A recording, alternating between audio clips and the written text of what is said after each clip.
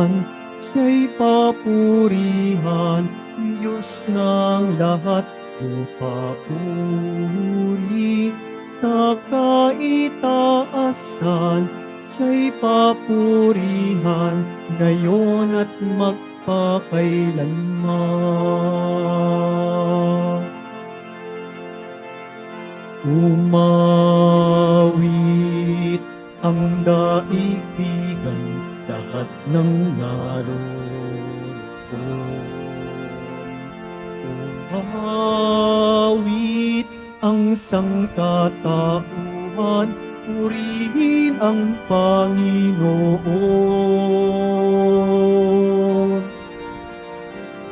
Papuri sa kaitaasan, siya'y papurihan, Diyos ng lahat, o papuri sa kaitaasan, siya'y papurihan, ngayon at magpakailanman.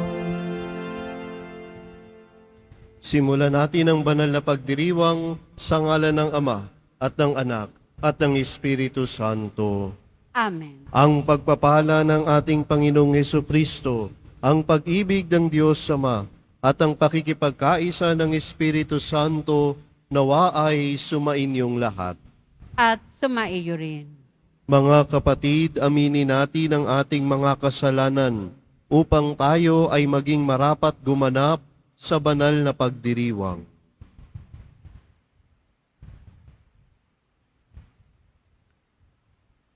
Inaamin ko sa makapangyarihang Diyos At sa inyo, mga kapatid, nalubha ako nagkasalas sa isip, sa salita, sa gawa at sa aking pagkukulang.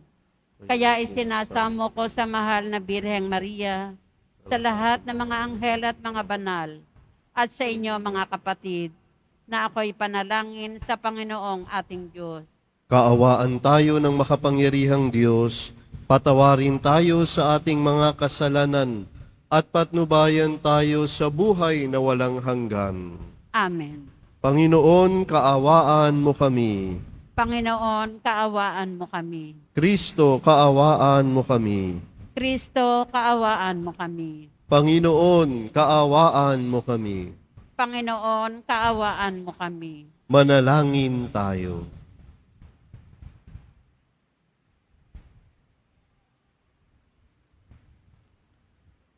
Ama naming makapangyarihan, ginagawa mong kami magkaisa ng kalooban. Ipagkaloob mong ang iyong mga utos ay aming mahalin. Ang iyong mga pangako ay hangarin naming tanggapin, upang sa anumang pagbabago sa paligid namin, manatiling matatag ang aming loobin, sa tunay na kasiyahang matatagpuan sa iyong piling. Sa pamamagitan ni Hesukristo, kasama ng Espiritu Santo, magpasawalang hanggan. Amen. Magsiupo muna ang lahat. Ang simula ng ikalawang sulat ni Apostol San Pablo sa mga taga-Tesalonika. Mula kina Pablo at Timoteo sa simbahan ng Tesalonika, mga hinirang ng Diyos at Hesukristo. Sumainyo ang pagpapala at ng Diyos Ama ng Panginoong Hesukristo.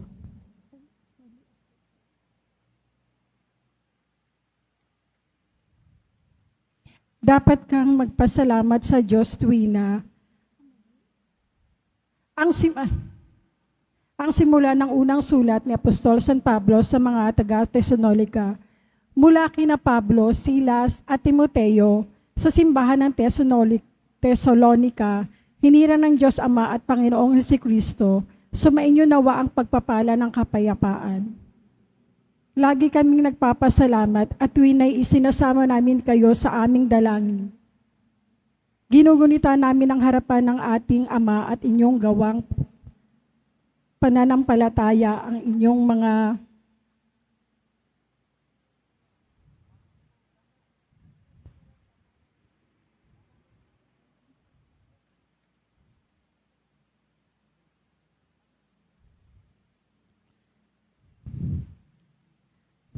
ang simulahan ng ikalawang sulat ni Apostol San Pablo sa mga taga-Tesalónica. Mula kina Pablo, Silas at Timoteo sa simbahan sa Tesalónica, mga hinirang ng Diyos Ama at ang Panginoong Hesukristo, sumainyo nawa ang pagpapala at ng kapayapaan ng Diyos Ama at Panginoong Hesukristo. Dapat kaming magpasalamat sa Diyos tuwina dahil sa inyo, mga kapatid. Matuwid na gawin namin ito sapagkat patuloy na tumatag ang inyong pananalig kay Kristo at patuloy ring umaalab ang inyong pagmamahal sa isa't isa. Ipinagmamalaki namin kayo sa lahat ng kaanib sa simbahan ng Diyos dahil sa inyong pananampalataya at pagtitiis sa kamila ng pag-uusig ng mga kahirapang dinaranas ninyo. Ito ang katunayan ng makatarungang hatol ng Diyos na kayo'y ariing karapat-dapat sa kanyang kaharian na siyang dahilan ng inyong pagtitiis. Naway maging karapat-dapat kayo sa pagkatawag niya sa inyo at ipagkaloob nawa niya sa inyo sa pamamagitan ng kanyang kapangyarihan ang lahat ng mabuti ninyong hangarin at lubusin ang inyong mga gawaing bunga ng pananampalataya. Kung magkagayon, mabibigyan ninyo ng karangalan ang pangalan ng ating Panginoong Hesus. At kayo naman ay bibigyan din ng karangalan ayon sa kagandahang loob ng Diyos at ng Panginoong Hesukristo. Ang salita ng Diyos. Salamat sa Diyos. Sa lahat ay pinahayag gawa ng poong nagliligtas. Sa lahat ay pinahayag gawa ng poong nagligtas. Purihin ang Panginoon. Awitan ang bagong awit. Panginooy papurihan nitong lahat sa daigdig. Sa lahat ay pinahayag gawa ng poong nagligtas. Awitin ang Panginoon. Ngalan niya ay purihin. Araw-araw ang ginawang pagliligtas ay banggitin. Kahit sa ay ipahayag na ang poon ay dakila, sa madla ay ipahayag ang dakila niyang gawa. Sa lahat ay pinahayag gawa ng poong nagligtas. Ang poon ay tunay na dakila, marapat na papurihan. Higit sa sinumang Diyos, siya'y dapat katakutan. Ang Diyos ng sanlibutan, pawang mga Diyos-Diyosan. Ang poon lang ang may likha ng buong sangkalangitan. Sa lahat ay pinahayag gawa ng poong nagligtas. Magsitayo po ang lahat.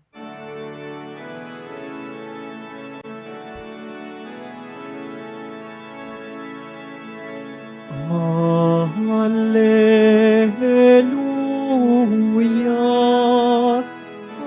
Hallelujah, Hallelujah, Hallelujah.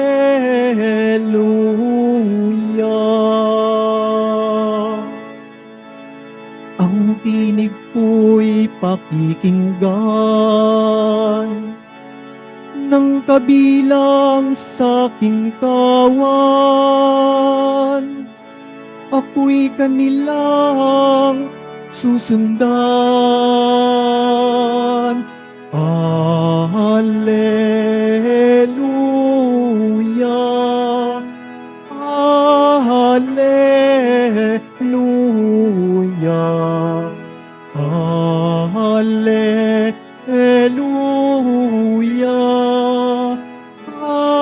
Hallelujah.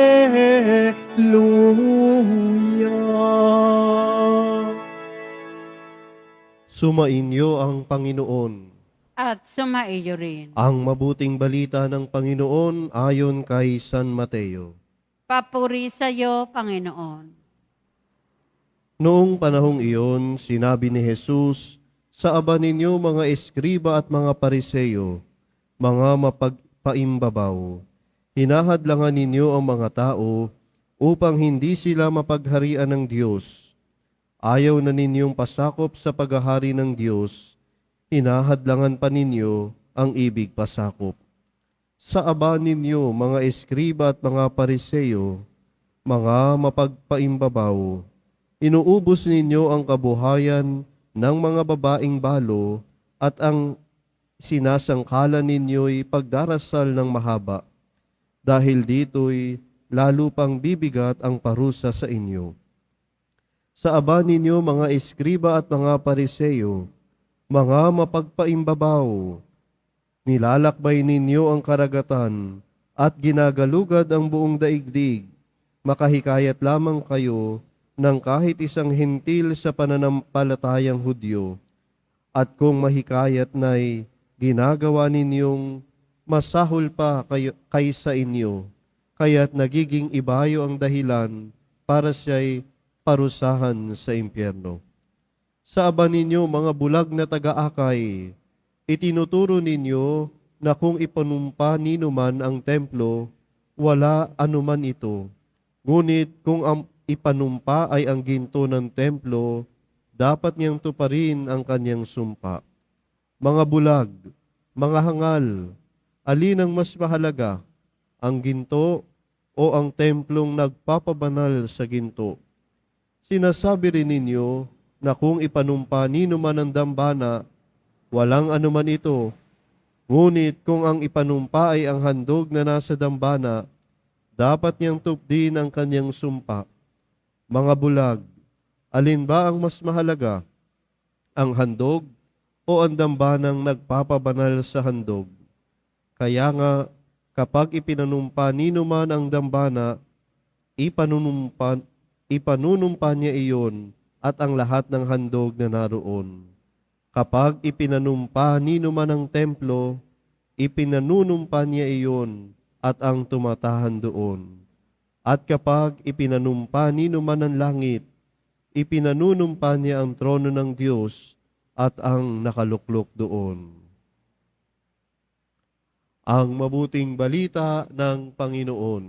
Pinupuri ka namin, Panginoong Heso Kristo. Magsiupo muna ang lahat.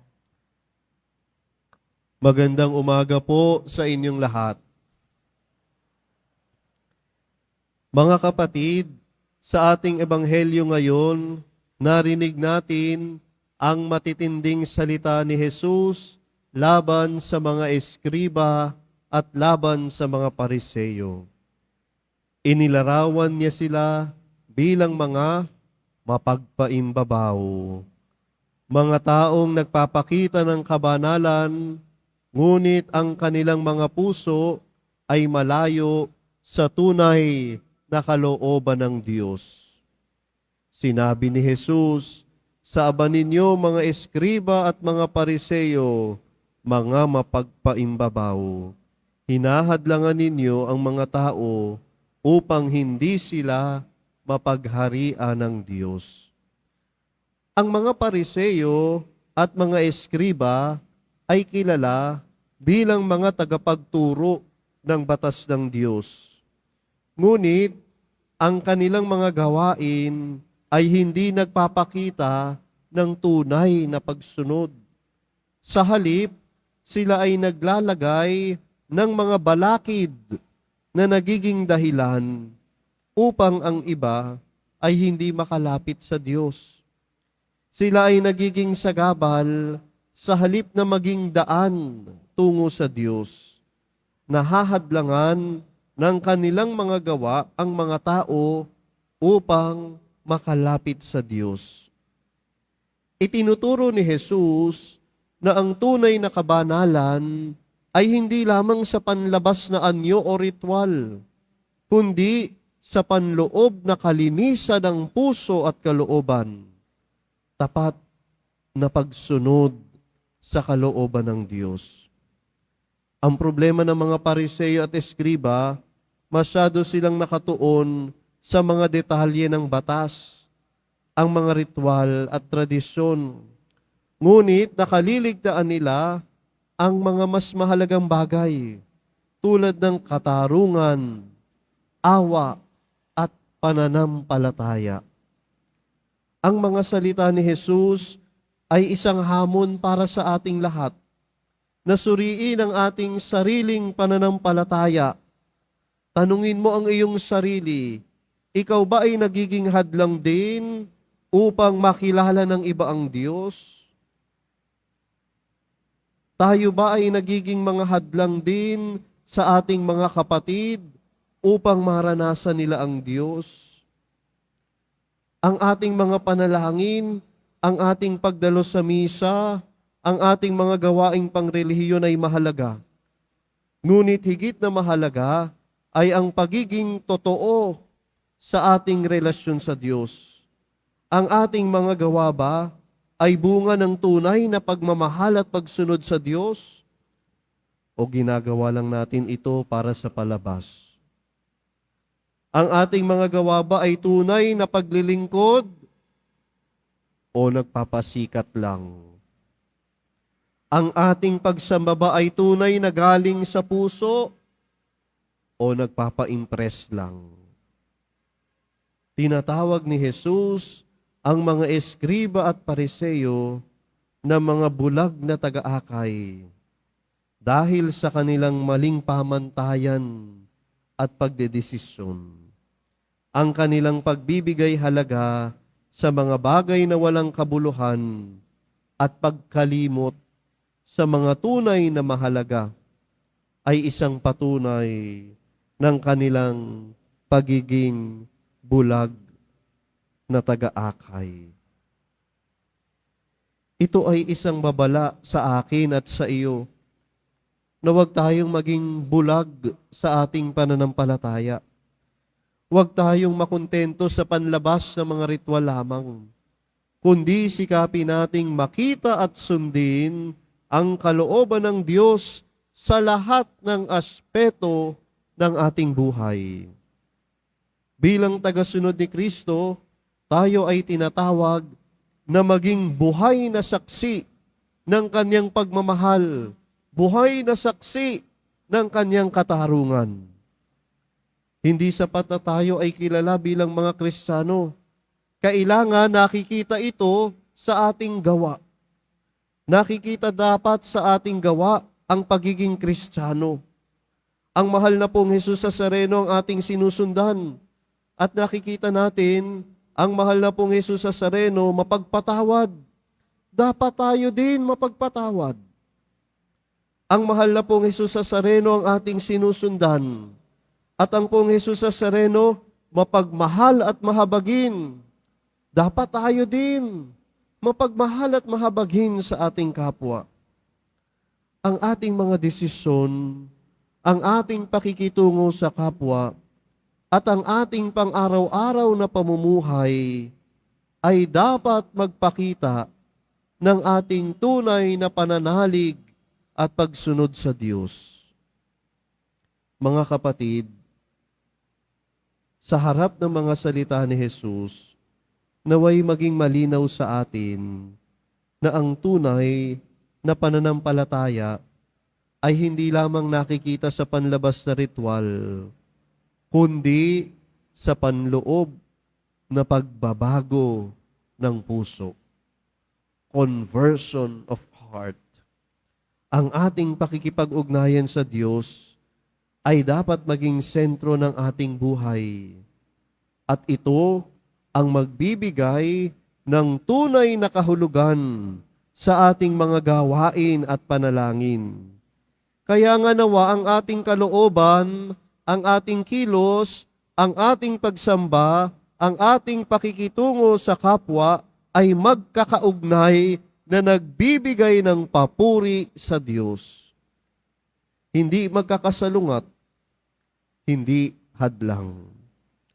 Huwag nating hayaan na tayo ang maging balakid upang ang ating kapwa ay makalapit sa Diyos.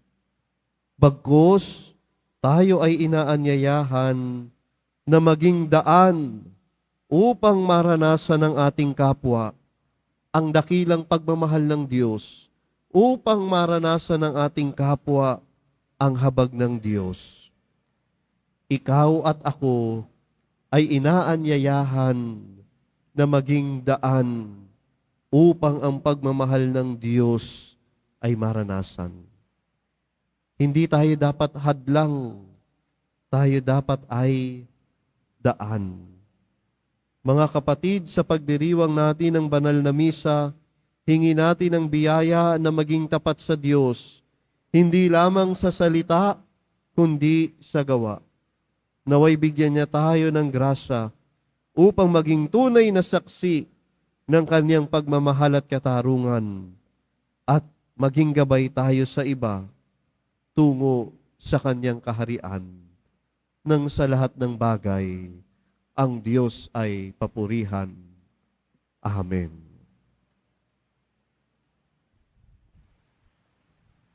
Magsitayo po ang lahat.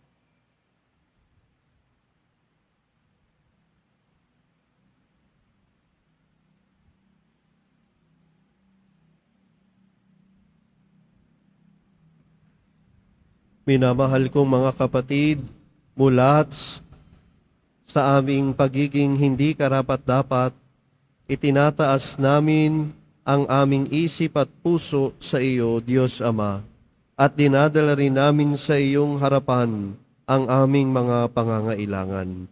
Sa bawat panalangin ng ating sasambitin, Ama sa langit, ikaw ang lahat sa amin.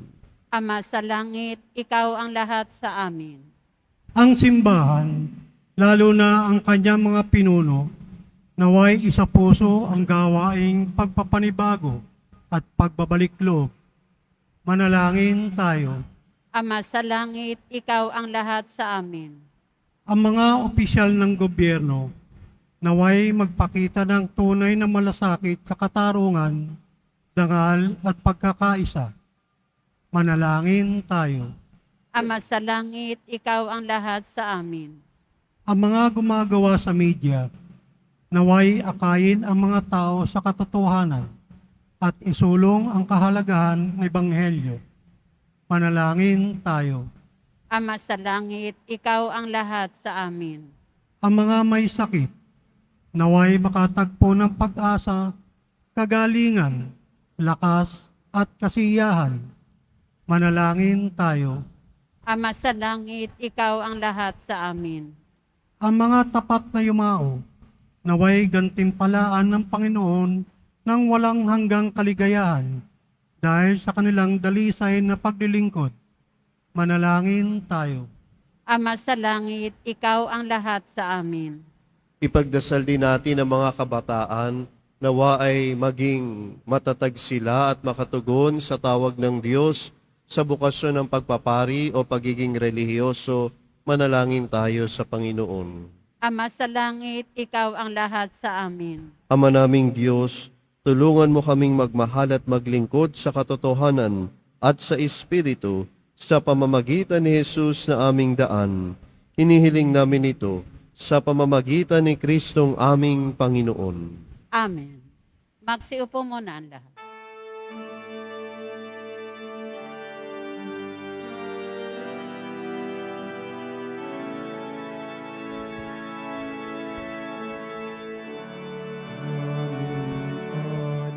Alay sa iyo, Panginoon, ang tinapay at alak na iyong kaloob upang gunitain ang iyong buhay na inialay ng iyo'y matiwang bilang isang sambayanan.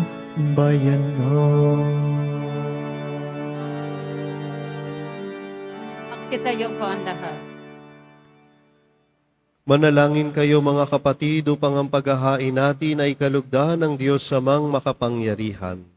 Tanggapin nawa ng Panginoon itong paghahain sa iyong mga kamay, sa kapurihan niya at karangalan, sa ating kapakinabangan at sa buong sambayanan niyang banal. Ama naming lumikha, pinagkamit mo kami ng iyong pagkupkup, pakundangan sa isang pampalagi ang paghahandog, kaya't sa iyong sambayanan ay iyong ipagkaloob ang pagkakaisa at kapayapaang nagbubuklod, bunga ng aming mga alay na iyong ikinalulugod. Sa pamamagitan ni Hesukristo, kasama ng Espiritu Santo, magpasawalang hanggan. Amen. Sumainyo ang Panginoon. At sumaiyo rin. Itaas sa Diyos ang inyong puso at diwa. Itinaas na namin sa Panginoon. Pasalamatan natin ang Panginoong ating Diyos. Marapat na siya ay pasalamatan. Ama naming makapangyarihan, tunay ngang marapat na ikaw ay aming pasalamatan. Pinagbibigyan mong ito'y aming maihayag, kahit na ito'y walang anumang maidaragdag sa kadakilaang sa iyo ay likas. Sa pagpupuri namin ang nakikinabang, ay kami ring iyong pinakikiharapan sa pamamagitan ng iyong anak na minamahal. Kaya kaisa ng mga anghel na nagsisiawit ng papuri sa iyo nang walang humpay sa kalangitan, kami nagbubunyi sa iyong kadakilaan. Santo, Santo, Santo, Panginoon Diyos ng mga hukbo, napupuno ang langit at lupa ng kadakilaan mo, o sana sa kaitaasan. Pinagpala ang naparirito sa ngalan ng Panginoon, o sana sa kaitaasan. Magsiluhod po ang lahat. Ama naming banal, ikaw ang bukal ng tanang kabanalan, kaya't sa pamamagitan ng iyong Espiritu, gawin mong banal ang kaloob na ito, upang para sa amin maging katawan at dugo ng aming Panginoong Hesukristo. Bago niya pinagtiis ang kusang loob na maging handog, hinawakan niya ang tinapay, pinasalamatan kanya, pinaghati-hati niya iyon, iniabot sa kanyang mga alagad at sinabi, "Tanggapin ninyong lahat ito at kahanin. Ito ang aking katawan na ihahandog para sa inyo."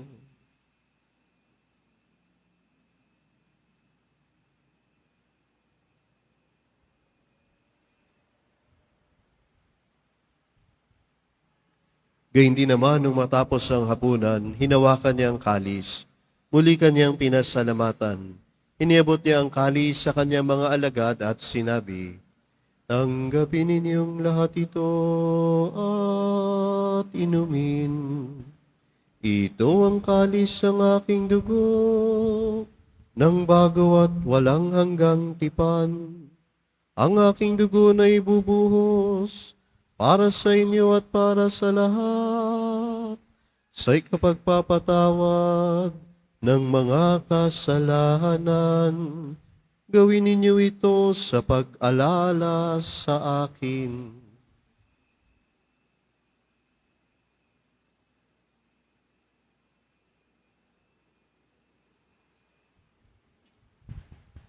Magsitayo po ang lahat. Ipagbunyi natin ang misteryo ng pananampalataya. Si Kristo'y namatay, si Kristo'y nabuhay, si Kristo'y babalik sa wakas ng panahon. Ama, ginagawa namin ngayon ang pag-alala sa pagkamatay at uling pagkabuhay ng iyong anak, kaya tiniaalay namin sa iyo ang tinapay na nagbibigay buhay at ang kalis na nagkakaloob ng kaligtasan. Kami nagpapasalamat dahil kami iyong minarapat at tumayo sa harap mo para maglingkod sa iyo. Isinasamo namin kami magsalo-salo sa katawan at dugo ni Kristo ay mabuklod sa pagkakaisa sa pamamagitan ng Espiritu Santo. Ama, lingapin mo ang iyong simbahang laganap sa buong daigdig. Puspusin mo kami sa pag-ibig, kaisa ni Francisco na aming Papa, ni Jose na aming Obispo, at ng Tanang Kaparian. Alalahanin mo rin ang mga kapatid naming nahimlay nang may pag-asang sila'y muling mabubuhay, gayon din ang lahat ng mga pumanaw. Kaawaan mo sila at patuloyin sa iyong kaliwanagan. Kaawaan mo at maging tapatin kaming lahat na makasalo sa iyong buhay na walang wakas. Kaisa ng mahal na Birheng Maria na Ina ng Diyos, ng kabiyak na puso niyang si San Jose, kaisa ng mga apostol ni San Juan Bautista, ni Amang San Benito, San Beda, Santa Teresita, at ng lahat ng mga banal na namuhay dito sa daigdig ng kalugod-lugod sa iyo, maipagdiwang nawa namin ang pagpupuri sa ikararangal mo sa pamamagitan ng iyong anak na aming Panginoong Heso Kristo. Sa pamamagitan ni Kristo, kasama niya at sa Kanya, ang lahat ng parangal at papuri ay sa iyo, Diyos samang makapangyarihan, kasama ng Espiritu Santo, magpa sa walang hanggan. Amen. Sa tagubiling ng mga nakagagaling na utos at turo ng Panginoon natin at Diyos, ipahayag natin ng lakas loob. Ama namin, sumasalangit ka. Sambahin ang ngalan mo. Mapasa amin ang kaharian mo. Sundin ang loob mo dito sa lupa para nan sa langit. Bigyan mo kami ngayon ng aming kakanin sa araw-araw at patawarin mo kami sa aming mga sala para ng pagpapatawad namin sa nagkakasala sa amin. At huwag mo kaming ipahintulot sa tukso at iadya mo kami sa lahat ng masama.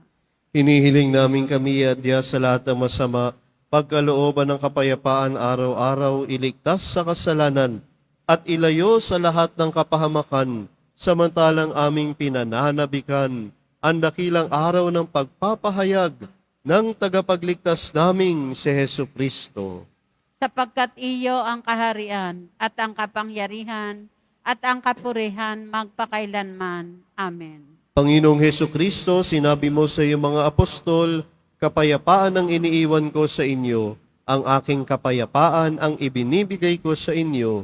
Tunghayan mo ang aming pananampalataya at huwag ang aming pagkakasala. Pagkalooban mo kami ng kapayapaan at pagkakaisa ayon sa iyong kalooban, kasama ng Espiritu Santo, magpa sa walang hanggan. Amen. Ang kapayapaan ng Panginoon, nawa ay laging sumainyo. At sumaiyo rin. Magbigayan kayo ng kapayapaan sa isa't isa. Peace be with you.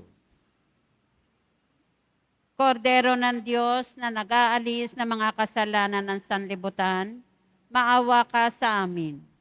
Kordero ng Diyos na nag-aalis ng mga kasalanan ng sanlibutan, maawa ka sa amin.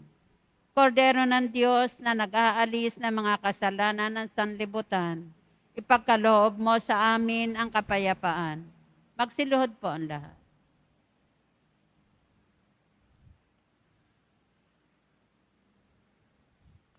Ito ang kordero ng Diyos. Ito ang nag-aalis ang kasalanan ng sanlibutan.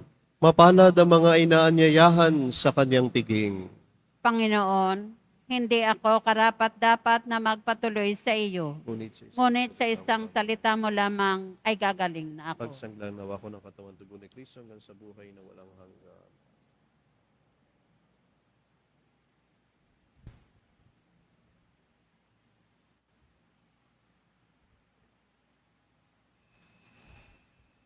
Para sa lahat ng tatanggap ng banal na komunyon, sasagot po tayo ng amen, pagkasabi ng pari o ng lay minister ng katawan ni Kristo, at isubo agad sa bibig bago umalis sa harapan ng pari o lay minister. Sumunod po tayo.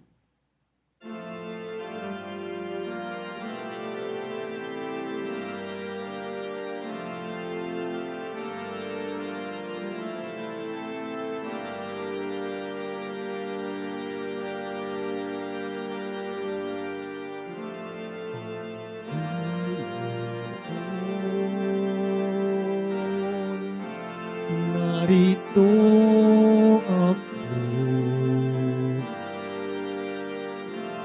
naghihintay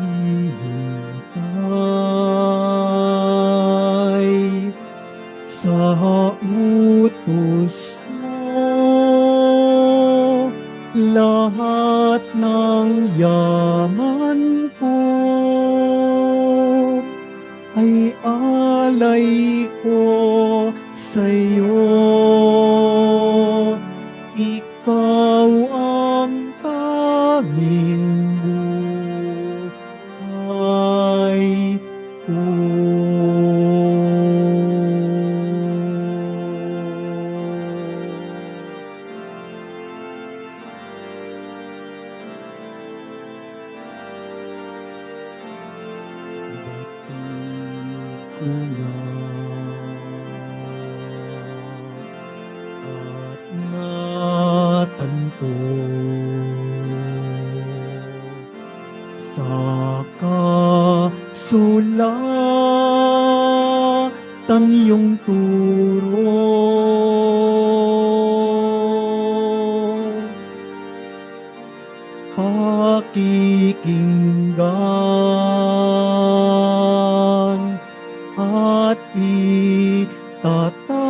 dugo sa sulok ng puso.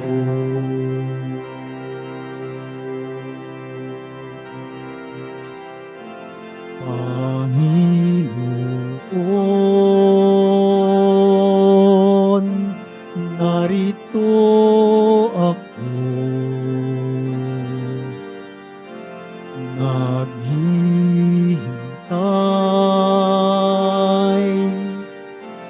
sa utos mo. Lahat ng yaman ko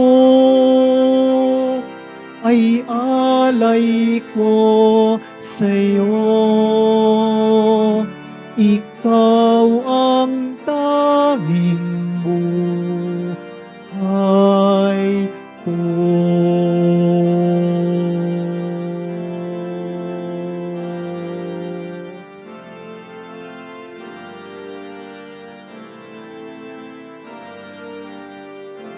Yung pagligtas ihahayag hanggang sa dulo ng dagat.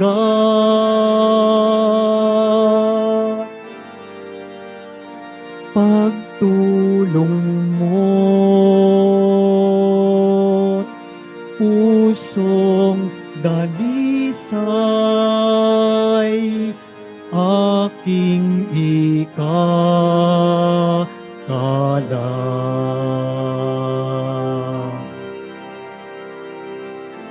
Panginoon, narito ako,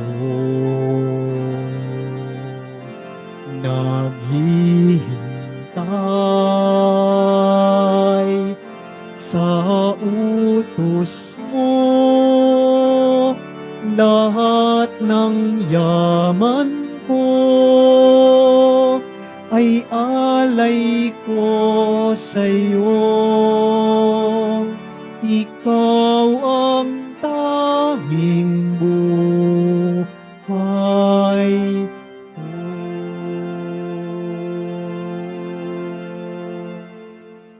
Announcement. Inaanyayahan po ang mga ministry, organisasyon at samahan ng ating simbahan at lalo na po ang mga deboto ng mahal na poong Jesus Nazareno sa ating parish-wide formation bukas, August 27, 2024, Martes, sa ganap na ika-7 ng gabi, dito po sa ating simbahan.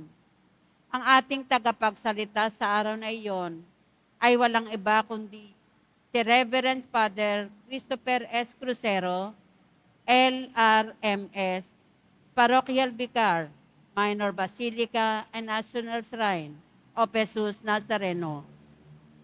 Sa August 29, 2024, Huwebes, paggunita sa pagpapakasakit ni San Juan Bautista, ang tagapagbinyag. Magkakaroon po tayo ng pagninilay sa buhay ni San Juan Bautista sa ganap na ika-3 ng hapon na gaganapin sa loob ng simbahan. At ang ating maringal na misa ay sa ganap na ika-5 ng hapon na pamumunuan ng ating rektor at kura paroko, Reverend Father June Sescon. Makiisa po tayo. Pagkatapos ng misa, wiwisikan po ang lahat ng banal na tubig. Pinakikiusapan ng lahat na manatili lamang muna sa inyong mga lugar. Sa Quezon Boulevard o Plaza San Juan lamang ang labasan ng lahat. Sumunod po tayo. Maraming salamat po sa inyong pagdalaw at pagsisimba sa Basilica Minor at Pambansang Dambana ni Jesus Nazareno. Magsitayo po ang lahat. Manalangin tayo.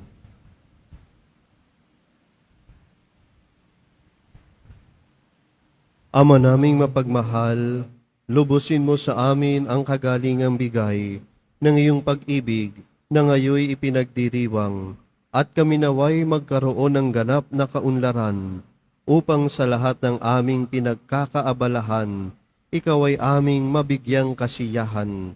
Sa pamamagitan ni Hesu Kristo, kasama ng Espiritu Santo, magpasawalang hanggan. Amen. Sumainyo ang Panginoon. At sumaiyo rin. Mahal na pong Jesus Nazareno, inihayag mo sa pamamagitan ng krus ang walang maliw na pag-ibig ng Diyos sa sangkatauhan. Pakinggan mo ang kahilingan ng iyong angkan na nagsusumamo sa iyo. Makamtam nawa nila ang iyong katugunan at tanggapin ang kasagutan na may utang na loob na tinatanaw. Basbasan din po ninyo ang mga dala-dala nilang mga imahen at dasalan. Sa pamamagitan ng bendisyon na ito, naway maalala nila ang mga pangako nila noon sa binyag na ikaw ang kanilang iibigin at paglilingkuran bilang Panginoon magpasawalang hanggan. Amen. At pagpalain kayo ng makapangyarihan at mapagmahal na Diyos, Ama at Anak at Espiritu Santo. Amen. Naialay na natin ang misa, humayo kayong taglayang kapayapaan ng Poong Jesus Nazareno. Salamat sa Diyos.